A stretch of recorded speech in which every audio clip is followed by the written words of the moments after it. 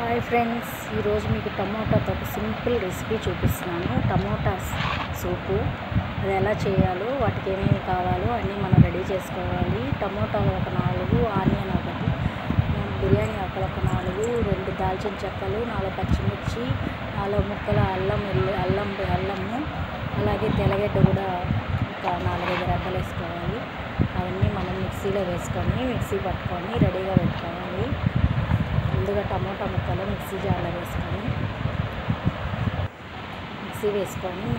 టమోటాలు మిక్సీకి వేసుకోవాలి. అలాగే దాన్ని పేస్ట్ చేసుకొని అల్లం వెల్లుల్లి పేస్ట్ ఇవన్నీ రెడీ చేసి పెట్టుకోవాలి. పచ్చిమిర్చి అన్నీ తర్వాత స్టవ్ ముట్టించుకొని బాణాలు పెట్టి అందులో అన్నీ బిర్యానీ ఆకులు, అల్లం వెల్లుల్లి పేస్ట్ అన్నీ బాగా వేగేలా చూసుకోవాలి.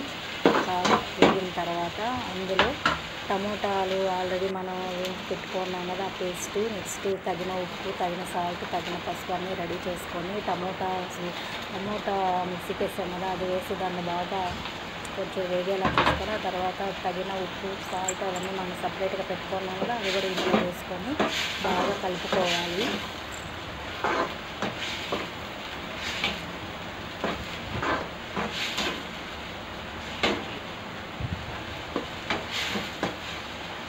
టేస్ట్కి తగ్గట్టుగా సాల్ట్, ఉప్పు అన్నీ వేసుకోవాలి ఫ్రెండ్స్.